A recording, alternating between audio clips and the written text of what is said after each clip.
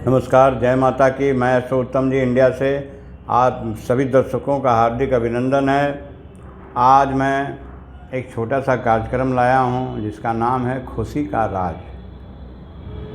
ये खुशी है ना दोस्तों, ये भी एक राज ही होता है जो सबको जल्दी प्राप्त नहीं होता है।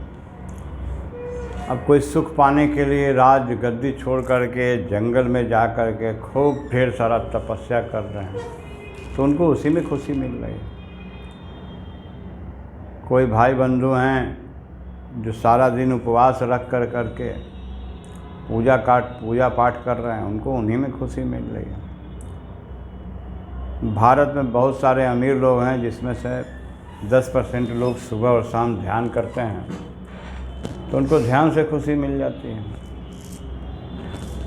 कुछ पति पत्नी हैं जो बढ़िया से आपस में प्यार भरी मीठी बातें करते हैं, उनका उसी में खुशी है। कोई माता पिता हैं अपने बच्चों से मधुर मधुर बातें कर रहे हैं तो उनमें उन्हीं की खुशी है। भारत में एक जगह है जिसका नाम है कंकड़बाग। वहाँ एक पति पत्नी रहते हैं। वो दोनों सुबह और शाम और दोपहर, कभी कभी रात में यानी 4 पहर में चारों टाइम पति पत्नी में झगड़ा हो जाता है। वो लोग झगड़े में ही खुश रहते हैं। एक और हैं, भारत में मुंबई स्टेशन पर एक शौचालय चलाते हैं। वो सुबह और शाम पूजा करते हैं इसलिए कि उनका दुकान बहुत अच्छा चल सके, टॉयलेट का बिजनेस है उनका, तो उसमें उसी में वो खुशी पा रहे हैं। और आगे जाइए तो कहीं दारू बेचा जा रहा है तो उसी में खुश है। लेकिन आज मैं एक ऐसे आदमी के बारे में बतलाऊँगा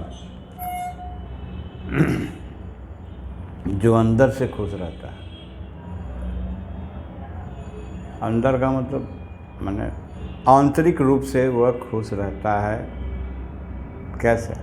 वो सुबह उठ करके भगवान सूर्य को प्रणाम करते हैं, उसके बाद अपने घर में वह झाड़ू मारते हैं, उसके बाद अपने माता पिता का चरण छूते हैं, उसके बाद वो पशु पंछी को बिस्कुट देते हैं खाने के लिए, उसके बाद स्नान होता है, उसके बाद उनका पूजा होता है, उसके बाद वो नाश्ता करते हैं। नाश्ता करके जब वो अपने काम में जाते हैं तो रास्ते में बहुत सारे गरीब लोग आदमी को मिल जाए तो उनको भी 5-10 रुपये का दान देते हैं। ऑफिस में जाते हैं, सबसे मुस्कुरा करके वो बात करते हैं। उन्हें देख करके बहुत सारे लोग ऑफिस के खुश हो जाते हैं, क्योंकि खुश उनसे नहीं, उनके चेहरे पे मुस्कुराहट है, खुशी है, आनंद है।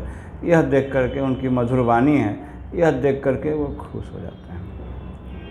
जब उस शाम को लौटते हैं तो जैसे जाने के क्रम में जो मिलते हैं उनका भी सम्मान करते हैं, आने के क्रम में जो मिलते हैं उनका भी सम्मान करते हैं। फिर घर आए, मुँह हाथ धोएं, फ्रेश हुए, भगवान को पूजा पाठ किए और किसी से कोई बात नहीं। धर्मपत्नी आई, पूछी चाय बिस्किट लेंगे तो हाँ चाय बिस्कुट लेंगे। एक दिन पत्नी उसकी पूछ बैठी,